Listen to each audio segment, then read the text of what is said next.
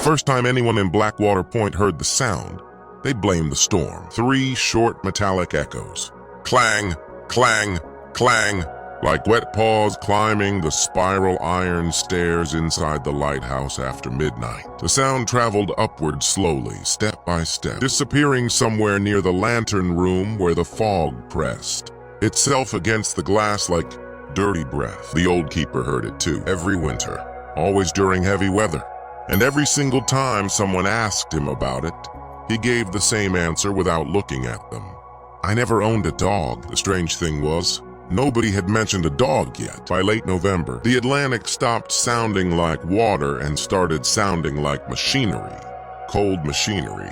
The kind that didn't care whether people survived beside it. Blackwater Point sat on the northern edge of the Maine coastline, where the cliffs looked carved with an axe, and the roads disappeared into fog before sunset. Most tourists vanished after October. The souvenir shops boarded their windows. Harbor restaurants shortened their hours. Even the gulls seemed quieter once the freezing rain began. The lighthouse remained tall, white once years ago. Now the paint peeled in long strips like old skin beneath layers of salt and rust. The lantern still worked, though barely. Most of the navigation had gone digital years earlier, but ships crossing the coast still used the beam. During storms, when satellite systems failed or radio interference rolled in from the sea. And at the top of that lighthouse lived Elias Mercer, 58 years old, thin, quiet, shoulders permanently bent forward as if the wind itself had shaped his body over time. People in town said he looked like someone who had spent too long listening for things. Elias rarely came into Blackwater anymore except for fuel, canned food, batteries, and coffee.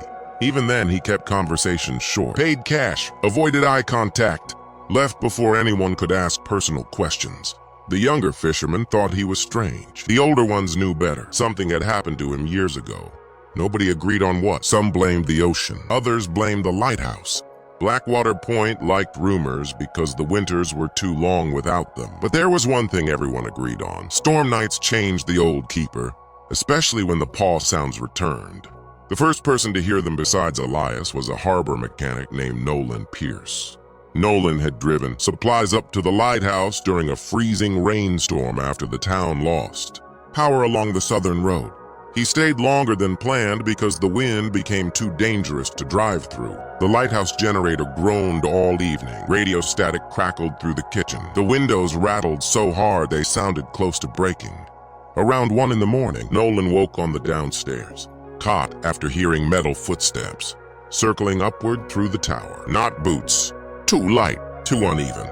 Like claws against wet steel. He sat up immediately. The sound continued, slowly climbing. Elias was already awake at the table, staring into a cold cup of coffee. Neither man spoke for several seconds. The climbing continued above them. Step, step, pause, step. Nolan finally whispered, "You got a dog up there?" Elias didn't move, didn't blink, only answered quietly, "I never owned a dog." The footsteps stopped immediately after that.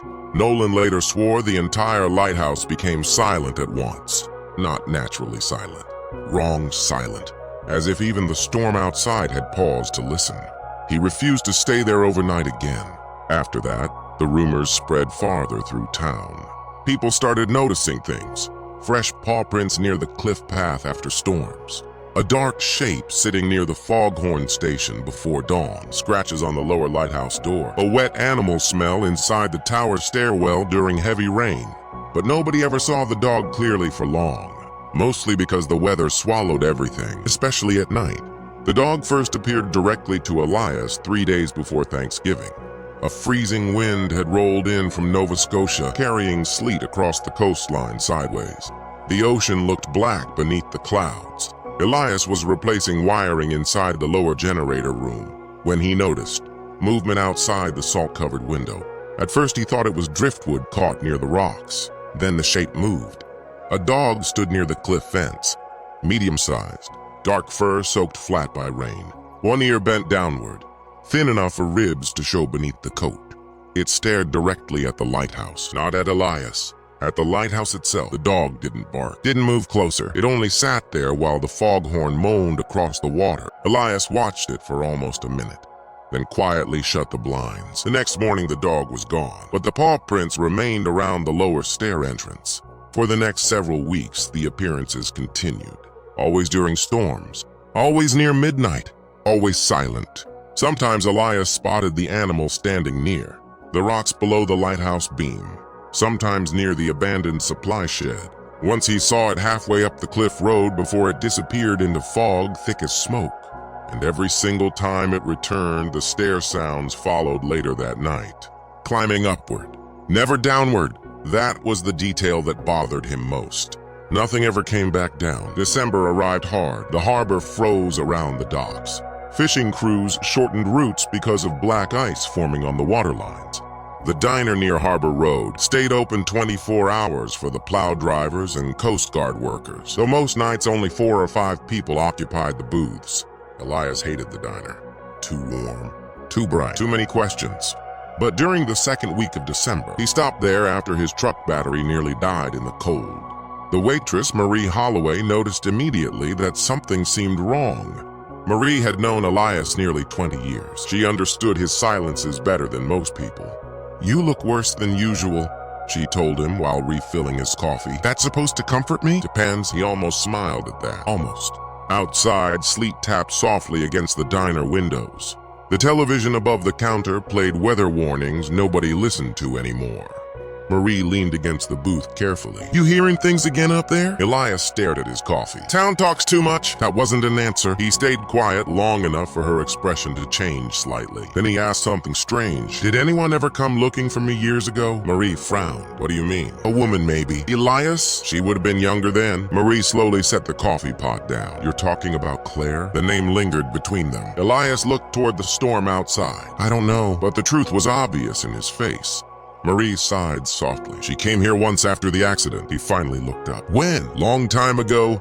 Maybe 11 years. "What did she want?" Marie hesitated. "To know why you disappeared." Elias looked away again immediately. That told Marie everything. He still carried it. Whatever happened back then had never really ended inside him. Before she could ask more, the diner door opened and freezing wind rushed inside. 2 Coast Guard workers entered talking loudly about weather advisories and missing buoys offshore. One of them stopped suddenly after noticing Elias. "Hey," the younger man said, "you still seeing that stray around the lighthouse?" Elias stiffened slightly. The Coast Guard worker continued. "We spotted it near the cliffs last week during patrol. Thought it might have belonged to someone from the mainland." Marie noticed Elias gripping the coffee cup tighter. "What kind of dog?" she asked carefully. "Dark shepherd mix, maybe. Hard to tell in the fog." Elias stood abruptly, left money on the table, walked out before either of them could stop him. Outside, the cold hit like broken glass. His truck windshield carried a thin layer of ice. But Elias didn't get in immediately, because down near the edge of the parking lot, partially hidden by drifting snow, the dog stood watching him again. Still silent, still soaked, one ear bent downward. For the first time, Elias whispered something toward it. "You should have died years ago." The dog didn't move. Then headlights crossed the lot from the road, and the animal disappeared into darkness. That night, the sounds returned louder than ever. Clang, clang, clang, wet paws climbing iron. Elias sat motionless at the kitchen table, while the storm battered the lighthouse. Windows hard enough to shake the walls. The footsteps circled upward slowly. He knew every stair inside that tower. 93 steps. The sounds always stopped near step 87, near the locked hatch leading toward the lantern room. Always there, never farther. He finally stood, took the flashlight, began climbing. The stairwell smelled like rust and seawater. Wind screamed faintly through the tower seams. The higher he climbed, the colder the air became. Then the footsteps stopped above him. Silence. Elias reached the hatch. His hand trembled slightly before unlocking it. The lantern room beyond sat empty beneath rotating light. Fog pressed against the glass in thick white waves. Nothing moved, then he noticed it. Water. Fresh water across the floor. Small paw prints circling the lantern mechanism. And beside them, an old red collar, faded nearly brown with age. Elias stared at it without breathing. The tag attached barely reflected beneath the rotating light. He already knew the name before touching it. Still, he turned it over anyway. Rufus. The old keeper closed his eyes, and for the first time in years, the memory came back completely. Not fragments, not dreams. The whole night, 11 years earlier, before the silence, before the isolation, before Blackwater Point became a prison. The storm that winter had been worse than this one. A freight vessel had lost communication offshore during heavy fog. The Coast Guard requested Lighthouse support because the navigation systems along the cliffs were failing. Elias wasn't alone back then. Claire lived with him in the lighthouse during those years. She repaired maritime radios for fishing crews and spent weekends photographing storms along the coast. She laughed loudly, left books everywhere, played old records while cleaning, made the lighthouse feel inhabited instead of abandoned. And she brought the dog, Rufus, a nervous rescue mutt that hated thunder and followed Claire everywhere. The town loved the dog because it always waited beside the harbor every evening when Claire returned from work. But that storm night changed everything. Radio towers failed across the shoreline. Visibility collapsed completely.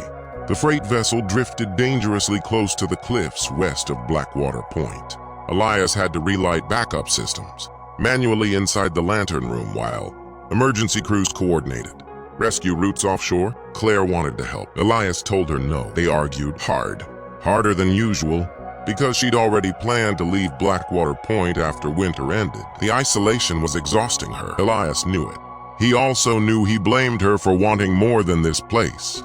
Their last conversation before the accident happened beside the lighthouse stairs. Wind screaming outside. Rufus pacing nervously nearby. Claire shouting over the storm. "You act like this place is all that's left of you." And Elias answering coldly, "Maybe it is." She left the lighthouse furious, took the truck toward Harbor Road despite the weather warnings. Rufus escaped after her. The road along the cliffs iced over less than 15 minutes later. The truck crashed through a guardrail near the northern bend. By the time rescue crews reached it, Claire was already gone. The dog survived. Barely. Coast Guard workers found Rufus beside the wreckage, refusing to leave. After the funeral, the dog disappeared from town entirely. Some people thought it drowned near the cliffs weeks later. Others assumed someone adopted it inland. Elias never searched. That was the truth he carried. He never searched. Because every time he looked at the dog, he remembered his final words to Claire, and he couldn't survive hearing them again. Standing now in the lantern room 11 years later, Elias stared at the collar in his hand while the storm rotated endlessly beyond the glass. Rufus, alive, or somehow still returning. He didn't know which possibility disturbed him more. Below the lighthouse, something scraped faintly against metal stairs. Descending this time, for the first time ever, Elias ran downward immediately, past the hatch, past the stairwell curves, past shadows spinning beneath rotating light. But by the time he reached the lower entrance, only freezing wind waited outside. No dog, only snow gathering along the cliffs, and fresh paw prints leading toward the old northern road where Claire died. The next morning, Elias drove there for the first time in nearly a decade. The guardrail had long since been replaced. Snow drifted across the roadside. The ocean below looked endless and gray. He parked silently near the bend and stepped out into brutal wind. The crash site was smaller than he remembered. That bothered him. Grief always expected places to remain frozen. But time reduced everything eventually. Even tragedy, especially tragedy. Elias stood near the cliff edge until he noticed movement farther down the icy slope. The dog, watching him again. Older now, scarred around the muzzle. Thin from years outdoors, but unmistakably Rufus. Elias slowly moved closer. The dog backed away immediately. Not fearful exactly, cautious. Like it remembered him too well. "You stayed here all this time?" Elias whispered. Rufus turned slightly toward the coastline, toward the lighthouse visible through fog, then disappeared between rocks below the cliff path. Elias followed carefully despite the ice. The narrow trail descended toward abandoned military bunkers built during World War II. Most had collapsed decades earlier from storms and erosion. Near one of the concrete structures, Elias found something unexpected, a torn blue backpack beneath rusted piping. Frozen stiff from moisture and time. His chest tightened immediately because he recognized it. Claire's. He opened it slowly. Inside remained old camera equipment wrapped in ruined cloth, water-damaged notebooks, a flashlight corroded beyond use, and several undeveloped film canisters sealed in plastic.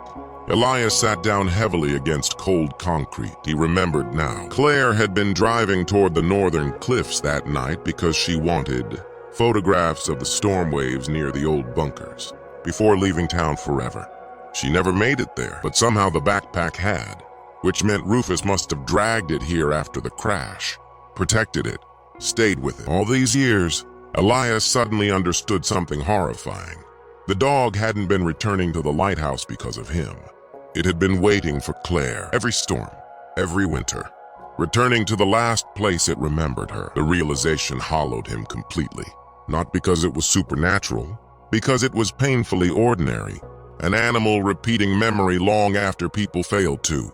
Elias took the film canisters home that evening. The local pharmacy no longer developed film, but Marie knew an old photographer near Camden who still processed negatives by hand during winters. 3 days later, the photographs returned. Most were damaged beyond recognition. Blurs of ocean, fog, dark cliffs. But one image survived clearly enough to stop Elias cold. Claire standing outside the lighthouse weeks before the accident, laughing, Rufus beside her, and Elias himself barely visible reflected in the lantern glass above them. Watching from inside, separate even then, on the back of the photo, Claire had written something in black marker. Some people live near the ocean long enough that they start becoming part of it. Elias read the sentence over and over that night, while snow buried the coastline outside. The paw sounds returned after midnight, but this time he didn't stay downstairs. He climbed immediately, step after step through freezing darkness. At the lantern room hatch, he stopped. Rufus stood inside beneath the rotating light. Real, solid, old fur trembling from cold. The dog looked smaller than Elias remembered, tired, one cloudy eye reflecting pale light from the storm outside. Neither moved for several seconds. Then Elias slowly removed his gloves and sat on the floor several feet away. Rufus remained standing, watching carefully, not forgiving him, not loving him, simply existing beside him, which somehow hurt more. The lighthouse beam rotated across the ocean again and again. Elias finally spoke aloud. "I should have gone after you." The dog lowered its head slightly. Outside, waves exploded against the cliffs far below. Elias swallowed hard. "I thought if I ignored everything long enough, it would stop hurting." Rufus slowly lay down near the lantern wall, still not close enough to touch, but no longer leaving. And for the first time in 11 years, Elias stayed in the lantern room until sunrise. Winter deepened after that. The town disappeared beneath constant snow and freezing fog. Power outages became common. Ferry routes shut down repeatedly. Blackwater Point felt less like a town and more like an outpost at the edge of something endless.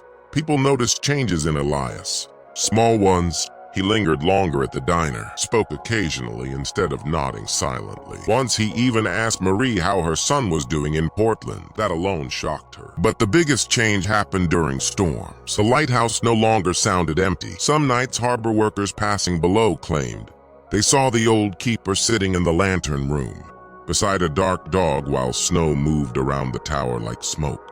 The rumors shifted after that. Less fear, more curiosity. A Coast Guard operator named Ben Ortega eventually asked Elias directly about the animal while delivering emergency fuel before Christmas. "That your dog now?" Elias looked toward the staircase for a long moment, then answered carefully, "No." Ben laughed softly. "But it stays with you." Elias nodded once. For now, that answer somehow felt truer, because Rufus still disappeared unpredictably, sometimes for days, sometimes during the worst weather, always returning soaked and exhausted. Elias started leaving food near the lower entrance, though the dog rarely ate while he watched. Trust came slowly, quietly, like winter itself. One evening during heavy fog, Elias found Rufus sleeping beside the old radio room heater downstairs. The dog woke immediately when Elias entered, tense, ready to leave. But Elias only sat nearby repairing wiring while the radio hissed softly between weather reports. After nearly an hour, Rufus rested his head back down. A tiny thing, almost nothing, yet it broke something open inside Elias that had remained frozen for years. He began talking sometimes after that. Not conversations, fragments, apologies mostly. Things meant for Claire that now drifted uselessly through the lighthouse air. "I hated this place after you left," or "I kept hearing your truck door every night," or sometimes simply, "I'm tired." The dog never reacted much, but it listened, and listening, Elias realized, had been all he ever wanted from another living thing. January arrived with brutal storms that tore shingles from houses near the harbor. The lighthouse beacon malfunctioned twice during freezing rain. Repair crews warned Elias that automation would likely replace the station entirely within the year. He only nodded. Part of him almost welcomed it. Without the lighthouse, maybe the memories would finally loosen their grip. But another part feared the opposite. What happens to ghosts when the places holding them disappear? The answer came during the worst storm Blackwater Point had seen in nearly 20 years. Wind speeds climbed high enough to knock trees across Harbor Road. Waves crashed over the seawall downtown. Emergency broadcasts ordered residents indoors after midnight. Elias remained alone in the lighthouse, monitoring power fluctuations. While snow hammered the lantern glass horizontally, Rufus had disappeared earlier that evening. By 1:30 in the morning, the beacon failed completely. The entire coastline vanished into darkness. Elias climbed immediately to restart emergency systems manually. Halfway up the stairwell, he heard it again. Paws, climbing ahead of him. Fast this time. Urgent. Rufus appeared briefly above the staircase before vanishing upward into darkness. Rufus! The dog continued climbing. Elias followed. At the lantern room, freezing wind blasted inward. One of the outer maintenance doors had broken loose during the storm. The rotating mechanism sparked violently near exposed wiring. And outside on the narrow catwalk beyond the railing, a Coast Guard trainee clung desperately to frozen metal. Young, terrified, barely conscious, his emergency vehicle had slid near the cliffs during the blackout, and he'd tried reaching the lighthouse on foot before the storm overwhelmed him.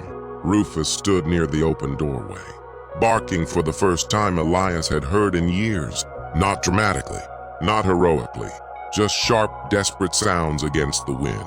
Elias pulled the trainee inside moments before the boy lost grip entirely. The rescue itself wasn't cinematic. No miraculous timing, no triumphant music waiting somewhere beyond the storm. Just exhaustion, cold, fear, and survival by inches. Hours later, after emergency crews evacuated the trainee safely, Elias returned alone to the lantern room near dawn. The storm had begun weakening. Gray light slowly emerged across the Atlantic, but Rufus was gone again. Only wet paw prints circled the lantern floor. Elias searched the cliffs all morning. No sign. Not near the bunkers. Not near the crash road. Not near the shoreline. Snow covered everything too quickly. 3 days passed, then 4, then 7. The town quietly assumed the old dog had finally died somewhere along the coast. Elias said nothing, but he stopped sleeping, stopped shaving, stopped visiting town. Marie eventually drove supplies up herself because she worried. Something had happened. She found Elias sitting beside the lantern room, window staring toward the frozen shoreline. "You need to eat," she told him gently. He nodded without looking away. Marie hesitated before asking quietly, "You loved her that much?" Elias answered after a long silence, "No." The word surprised her. Then he continued, "I just never learned how to live after." That sounded more honest. Outside, snow drifted across the cliffs in pale sheets. Marie finally asked the question nobody in town had dared say aloud. "Do you think the dog came back for you?" Elias stared toward the ocean. "No," he whispered. "I think he stayed because neither of us knew how to leave." Weeks later, winter slowly loosened its grip on Blackwater Point. Not warmth exactly, just less cruelty. The roads thawed unevenly. Fishing boats returned gradually to deeper water. Fog replaced snow along the coastline. One morning in late February, Elias walked alone toward the northern cliffs carrying Claire's photograph inside his coat pocket. The ocean below looked calmer now, older somehow, as if the storms had exhausted themselves. He stopped near the repaired guardrail overlooking the crash site. Wind moved softly through the grass, beginning to emerge beneath melting snow. For several minutes, nothing happened. Then he heard movement behind him, slow paws against wet gravel. Elias turned carefully. Rufus stood several yards away, thin, mud-covered. Alive! The old dog watched him quietly beneath pale morning fog. Neither approached immediately. Elias felt tears threatening for the first time in years and hated himself slightly for it, not because of the dog, because he finally understood what grief actually was. Not pain, not memory, not sadness. Grief was repetition, returning emotionally to the same place over and over because some part of you still expected. something different to happen. Rufus took one slow step closer, then another. Elias knelt carefully despite the cold ground. The dog hesitated, studied him, and finally allowed the old keeper's shaking hand to rest gently against its neck. No miracle happened. No emotional flood. No sudden healing. The ocean still sounded lonely. Claire was still gone. The years still existed between them. But for the first time, neither of them stood alone beside the cliffs. That spring, the federal board officially announced Blackwater Lighthouse would be decommissioned by summer. Most people in town expected Elias to leave afterward. Maybe move inland. Maybe disappear quietly somewhere nobody knew him. But he remained through March repairing small things nobody asked him to repair. Cleaning windows, repainting railings, replacing rusted bolts near the lantern stairs. One afternoon, Marie asked why. Elias looked toward the lighthouse beam, turning slowly through fog. Because it stayed standing longer than I did. That answer spread quietly through town afterward. Years later, people around Blackwater Point still talked about the winter when the dog returned to the lighthouse. Some stories exaggerated things. Some invented details that never happened. That was normal in coastal towns. Weather and memory both changed shape over time, but certain details never changed. The sound of Paws climbing wet iron stairs during storms. The lonely lighthouse glowing through freezing fog. The old keeper who always denied owning a dog. And the strange truth people eventually understood too late. The dog had never really been haunting the lighthouse. The lighthouse had been haunting him. Because some places remember who we were even after we spend years trying to forget. And on certain storm-heavy nights along the northern coast, when the foghorns echo through Blackwater Point after midnight, a few harbor workers still claim they see movement inside the old lantern room. Not ghosts, not fantasies, just the shape of an old man sitting quietly beside a dark dog, while the ocean turns endlessly below them, waiting together, listening to the wind move through the stairs, as if somewhere deep within the lighthouse, memory is still climbing upward one careful step at a time.